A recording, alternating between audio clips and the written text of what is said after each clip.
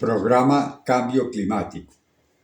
En este episodio, el ingeniero forestal con maestría en conservación de bosques, Álvaro Vallejo Rendón, aborda las principales fuentes científicas con credibilidad global para entender la actual crisis ambiental y climática. En esta entrega hablará sucintamente del informe del Foro Económico Mundial, del IPCC y del IPBES. Bienvenidas y bienvenidos. Entonces, voy a comenzar y he nombrado esta charla, El tejido de la vida está roto.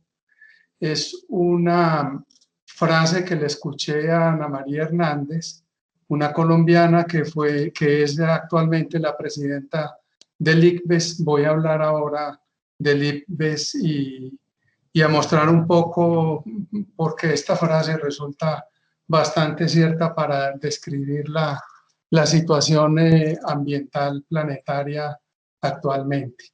Y en esta charla yo la centré en hacer una reseña muy rápida de varias publicaciones clave, todas de muy alta confiabilidad, hechos por instituciones extremadamente serias, y es información que es construida por grupos de científicos y aportes muy amplios que recogen una gran cantidad de sectores de la sociedad. Y empiezo con este reporte del Foro Económico Mundial.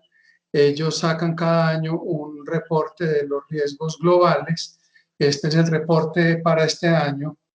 Y ahí yo quería mostrar algo que ocurre por primera vez en este reporte y que nos enmarca muy bien en el tema ambiental. En la gráfica de la derecha, nosotros vemos como una clasificación, un ranking de los principales riesgos globales que detecta esta publicación, y tenemos a la derecha, en la columna vertical está el impacto que tendrían esos riesgos, y en el sentido horizontal tenemos la probabilidad de que ocurran. Es decir, entre más a la derecha está, aparentemente es más probable que va a ocurrir el daño, y entre más arriba está, el impacto que tendría si ocurre es mayor. En verde están los riesgos que tienen que ver con la naturaleza. Y pues miren que están todos agrupados en la peor parte de la gráfica. Se les da la mayor probabilidad de que van a ocurrir y se les asigna también el mayor impacto de todos. Digamos que compiten con ellos básicamente las armas de destrucción masiva y las crisis por agua en cuanto a impacto, pero la probabilidad es bastante más baja según este estudio. Este estudio se hizo entrevistando a dos diferentes grupos de actores. Uno de ellos es como las personas involucradas en estos temas que están cubiertos acá, y otro es un seguimiento a un grupo de, digamos, como de jóvenes líderes que dan una mirada como de la parte joven de nuestra sociedad. Y entonces este informe resume esas dos cosas. Así que estamos ubicados acá, en la parte superior del nivel de riesgos relacionados con el ambiente, con la naturaleza. Un punto de partida bastante complicado para quienes trabajamos en temas ambientales. Además de los riesgos que se muestran ahí, otro gran problema es que ellos están fuertemente interconectados.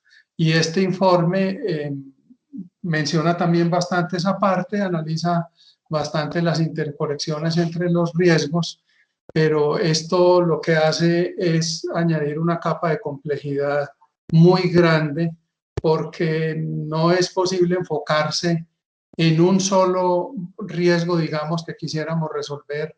Hay que buscar una manera muy integral de resolverlos, o no todos, sino muchos, porque hay interconexiones muy fuertes, unos traen a otros y digamos que si ocurre uno de ellos va a disparar que ocurran muchos otros de estos riesgos, así que podemos tener servido el plato para lo que se llama una tormenta perfecta, donde se combina lo peor de las situaciones.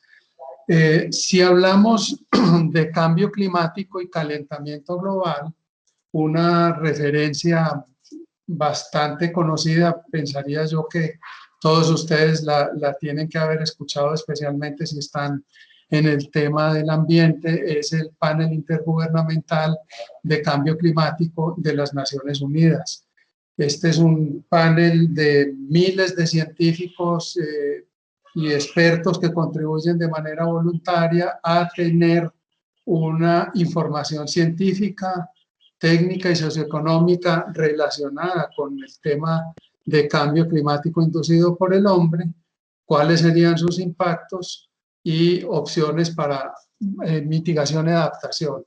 Este es un panel que busca ser muy neutral, es decir, el panel no toma posiciones políticas, solamente da una información muy fáctica para que los tomadores de decisiones se basen en ella y puedan orientar las políticas relacionadas con el cambio climático. Yo no voy a entrar muy en detalle en, digamos, toda la ciencia y las bases del tema del cambio climático. Creo que era más importante dar una mirada de más alto nivel en esta charla, pero acá referencio, digamos, el sitio web y lo importante de saber es que hay distintos tipos de informes del panel intergubernamental del cambio climático. Ellos están disponibles en bastantes idiomas y lo interesante también es que la mayoría de ellos tienen una síntesis para los tomadores de decisiones. Y en muy pocas páginas podría uno leer lo esencial del informe y creo yo que es bastante importante al menos leer esa síntesis para tomadores de decisiones porque es una manera muy rápida de entender lo esencial en estos temas. En este momento, digamos, está el último informe que fue publicado en lo que se llama los reportes de evaluación o assessment reports en inglés, el quinto reporte que fue publicado en 2014. Se decía algo que para nosotros es, o para la comunidad científica, es muy claro y es que la influencia humana muy probablemente es la que ha cambiado el clima como se ha observado desde la mitad del siglo pasado. Hay un reporte, el reporte 6 está en preparación, va a ser publicado en 2022. Es bastante tiempo porque las circunstancias cambian muy rápidamente, pero digamos que este panel tiene metas muy ambiciosas de reportar con base en el análisis de miles de estudios y de miles de datos alrededor de todo el planeta. Acá está el enlace sobre el resumen para formuladores de políticas que yo ya mencioné. Muy rápidamente hablando de cambio climático, básicamente lo que plantea el problema del cambio climático es un cambio en las temperaturas y un cambio en las precipitaciones, que no va a ser igual a nivel de todo el planeta.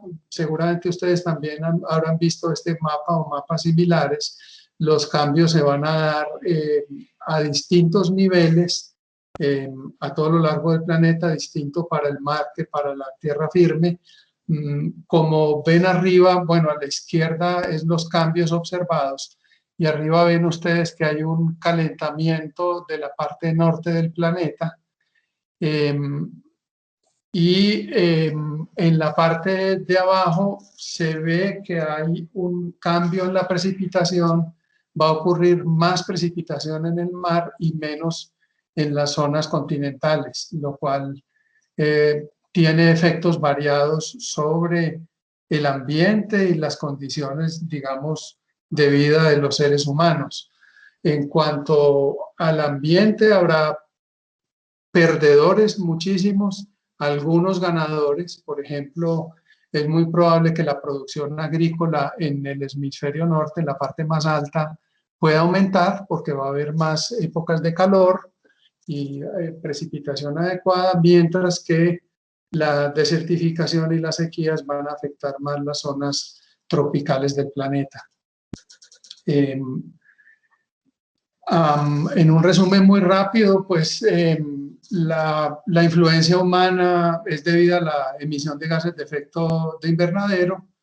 Esos gases son el dióxido de carbono, metano y otros más, pero esos dos son los principales. Y digamos que son debidos a la industria, al transporte, también al cambio de uso de la tierra, que tiene que ver mucho con todo el sector ambiental. Y hay unos escenarios estimados por el IPCC, el Panel Intergubernamental de Cambio Climático, de un aumento de la temperatura entre 0,3 y 1,7 grados centígrados durante este siglo. En el escenario más bajo, ellos plantean escenarios diferentes, y 2,6 a 4,8 grados centígrados en el escenario más alto. Eso no parece mucha temperatura. Se quita un suéter y se arreglaría a nivel de sensación corporal, pero para los ecosistemas es un cambio muy, muy fuerte que puede implicar y está implicando la incapacidad de adaptación de muchas especies a esas nuevas condiciones, una distorsión en las señales que disparan los procesos biológicos como floración, fructificación, anidamiento de las aves, germinación de semillas, etcétera. Como yo ya mencioné, esto va a tener situaciones y consecuencias diferenciadas en distintas partes del planeta. Algo muy interesante acá, que continúa siendo válido, es que las conclusiones del panel son respaldadas por las academias nacionales de ciencia de los principales países del mundo, no son disputadas por ninguna organización científica de prestigio nacional o internacional, y se han hecho encuestas entre científicos que tienen que ver con temas ambientales, y casi que el 100% están de acuerdo en que el cambio climático es debido a la influencia, a la acción humana. Sin embargo, si se hace una encuesta entre periodistas, más o menos el 50% piensan que el calentamiento global y el cambio climático no son debidos a la acción humana, sino a otros factores como los ciclos solares, temas ajenos a la actividad humana. Eso es bastante complicado porque los tomadores de decisiones están más del lado de esa visión de los periodistas y menos del lado de lo que nos dice la ciencia. Y uno de los elementos importantes que se plantea en las negociaciones internacionales sobre cambio climático es un principio de precaución. A cualquier sospecha es mejor actuar como si realmente el cambio climático se debiera a acciones del ser humano, y no esperar a ver hasta que tengamos la seguridad plena y sea demasiado tarde. Pero efectivamente eso es lo que está ocurriendo. Muy rápidamente también, cuáles son, que ya estamos viendo las consecuencias del cambio climático, el calentamiento global, son fenómenos meteorológicos extremos. Por ejemplo, va a haber menos lluvia, pero concentrada en aguaceros más fuertes. Entonces es doblemente malo. Hay menos agua para los ecosistemas, pero hay más agua para hacer daños de avalanchas y erosión del suelo. Subidas del nivel del mar que van a inundar áreas extensas del planeta donde habitan cientos de millones de personas. extinción masiva de especies, que ya hablaremos de ellas un poco más adelante, cambios climáticos abruptos, y en cuanto a alimentación ya lo mencionaba, que habrá efectos diferenciados porque algunos países se van a beneficiar del aumento de temperatura. Y también consecuencias muy fuertes en temas de salud, pero principalmente como efecto indirecto de las anteriores consecuencias. ¿Qué respuestas podemos tener, puede tener nuestra sociedad frente al cambio climático?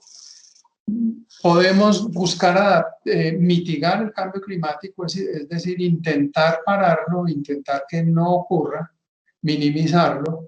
Podemos adaptarnos al cambio climático, podemos no hacer nada y finalmente reseño con letra más pequeña algunas soluciones de geoingeniería que vendrían como parte de la mitigación. ¿Por qué les puse tamaños diferentes a las letras acá? Porque ha habido un énfasis diferente o digamos una intensidad diferente de respuesta en estos campos. En el tema de mitigación, la mitigación es una respuesta que requiere una acción a nivel planetaria. ¿Por qué? Porque si queremos parar el cambio climático, tendríamos que actuar en todo el planeta porque es una sola atmósfera, es un solo ciclo hidrológico, un solo ciclo de corrientes marinas y de aguas alrededor de todo el planeta. Quizás algunos de ustedes escucharon que a Colombia estaban llegando hace poco arenas del desierto del Sahara. Los vientos traen arenas desde África, o sea, realmente compartimos una atmósfera en el sentido más literal. O también como los incendios de Australia llegaban a enrarecer el cielo en Chile, Argentina. O sea que realmente la atmósfera es una sola y si queremos mitigar necesitamos una acción coordinada de todos los países. No basta mitigar en un solo país porque igual si todos los demás no hacen nada, el problema no se resuelve a nivel global. En cambio, trabajar en adaptación, o sea, tomar medidas para acomodarse a esa situación irremediable del cambio climático, sí puede hacerse a nivel local. Se pueden hacer barreras en las playas, en las zonas costeras para mitigar los daños del aumento del nivel del mar. Se pueden construir casas mejor preparadas para los cambios climáticos, generar cultivos resistentes a la sequía, etcétera. Esas medidas de adaptación sí se pueden tomar a nivel local o a nivel de país. Entonces, muchos de los países prefieren invertir en adaptación, resolver el problema por ellos mismos, que poner sus esfuerzos y el dinero en una bolsa común para que, digamos, se actúe a nivel global, lo cual es bastante más difícil. Y la opción del status quo, el seguir como vamos, es una opción que, aunque se hable mucho y se hagan muchas conferencias, es la mayoritaria que toma realmente la humanidad. O sea, a pesar de saber lo inminente del daño, a pesar de ver lo que mostraba yo en la primera gráfica del Foro Económico Mundial, de la inminencia de los riesgos por cambio climático, que es el principal riesgo, la humanidad sigue sin hacer lo suficiente, está muy, muy lejos de hacer lo suficiente. Se hacen cosas, pero la mayoría de la humanidad sigue ignorante o desinteresada de lo que ocurre. Así que esos son los niveles de respuesta que tenemos. Y en temas de geoingeniería que tendrían que ver con mitigación, se habla de algunos planes que van desde temas muy reales como hasta la ciencia ficción, como captura y almacenamiento de carbono, como enterrar, hacer depósitos de carbono y enterrarlos en las zonas polares o en Siberia, cosas de ese estilo, pero para eso se necesitan cantidades ingentes de dinero y también una voluntad férrea de los países que no se tiene, así que esa, digamos que venga la solución tipo película gringa que se va a resolver este tema en el corto plazo vía ciencia y colaboración de los gobiernos va a ser muy difícil. El trabajo es muy arduo, no hay caminos cortos. Mencioné el IPBES desde desde el inicio de la charla. El IPBES es la plataforma intergubernamental científico-normativa sobre diversidad biológica y servicios de los ecosistemas. Es un concepto más o menos parecido, pero con sus diferencias al del IPCC, en el sentido de que es una plataforma conformada por muchísimos científicos también a nivel mundial, una plataforma en la cual participan 134 países, si no estoy mal, y que busca proveer también información clara, información científica, sólida, contrastada y debidamente evaluada, y que sirva para que los tomadores de decisiones, los formuladores de políticas puedan orientar sus decisiones en prevenirle principalmente los daños a la biodiversidad. La principal conclusión del último reporte del IPBES es que hay más de 1 millón de especies que se encuentran en riesgos de extinción, y ahí es bastante más claro que en el caso del tema de cambio climático, que es debido a las acciones humanas en todo el planeta. Aquí está también el enlace para IPBES. Igual que en este caso y en el caso del IPCC y los que voy a explicar, siempre hay unos resúmenes que son bastante interesantes de leer y que se leen en muy poco tiempo, quizás 20 minutos, media hora si acaso, y tiene uno como esa información de alto nivel de lo principal que quieren resaltar esos informes. Quizás algunos de ustedes han visto estas gráficas. Esta es una gráfica que se basa también en información de la UICN, digamos, del riesgo de extinción de especies a nivel de todo el planeta. Más de 2.300 especies evaluadas, y acá se muestra cómo hay niveles que realmente son alarmantes. Para algunas de las especies los riesgos de extinción son de cerca del 60%, algunas menos, pero de todos modos cuando se traduce esto en cifras realmente es alarmante. Y debido a la interconexión entre las especies en cualquier ecosistema, la caída de una especie viene seguida de la caída de otros. Así que esto es como un castillo de naipes que se va cayendo, un tejido de la vida que está roto, como mencionaba yo al comienzo. Voy a algunas cifras rápidas de este informe IPBES. IPBES, el 75% del ambiente terrestre y el 66% del ambiente marino han sido alterados significativamente.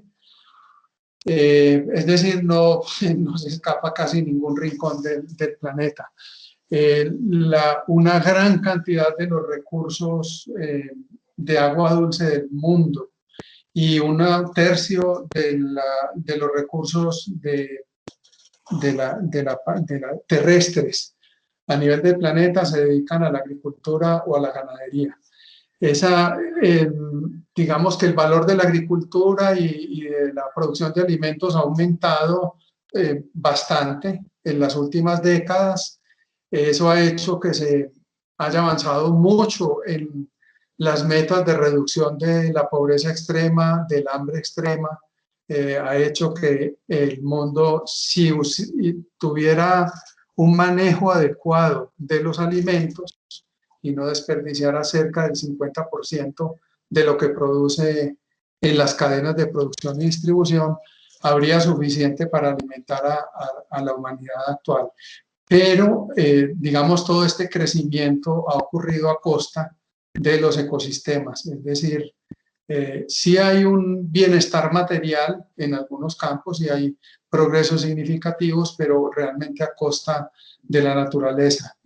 Por ejemplo, en temas de peces marinos, La pesca es mayoritariamente insostenible. Solamente el 7% de la pesca a nivel mundial se captura a un nivel que sea sostenible para esas especies, esos ecosistemas. Las áreas urbanas se han duplicado en las últimas décadas, 2, 3 décadas.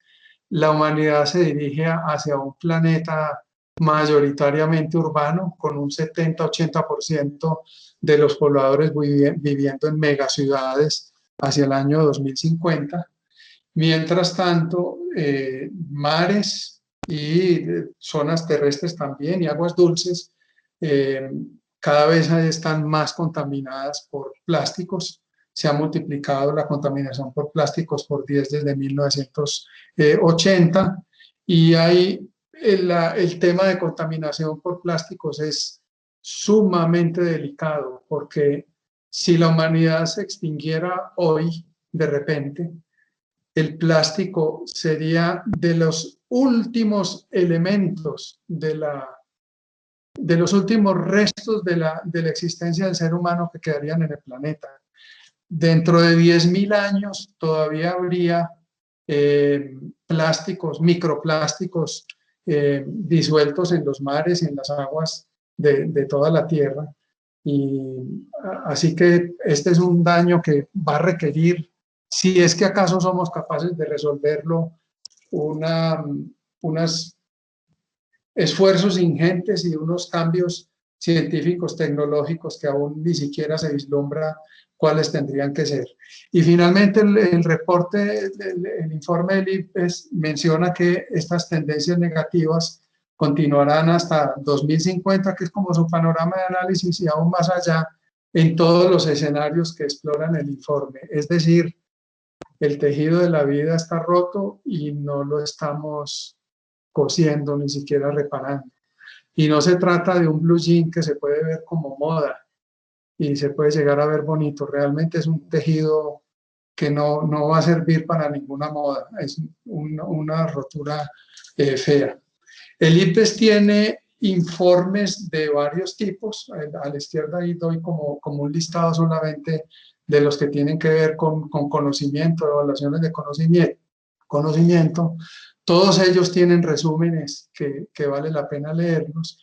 Solamente aquí reseñé rápidamente esa evaluación global y reseño también, voy a reseñar más adelante otro, pero básicamente como mensaje principal o conclusión es la naturaleza y las funciones de los ecosistemas se deterioran en todo el mundo.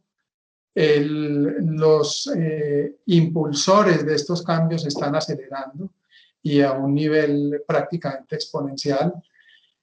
No es posible con la tendencia actual alcanzar las metas de sostenibilidad y los objetivos de desarrollo sostenible para 2030 y solamente si hubiera cambios absolutamente drásticos podríamos revertir esta situación.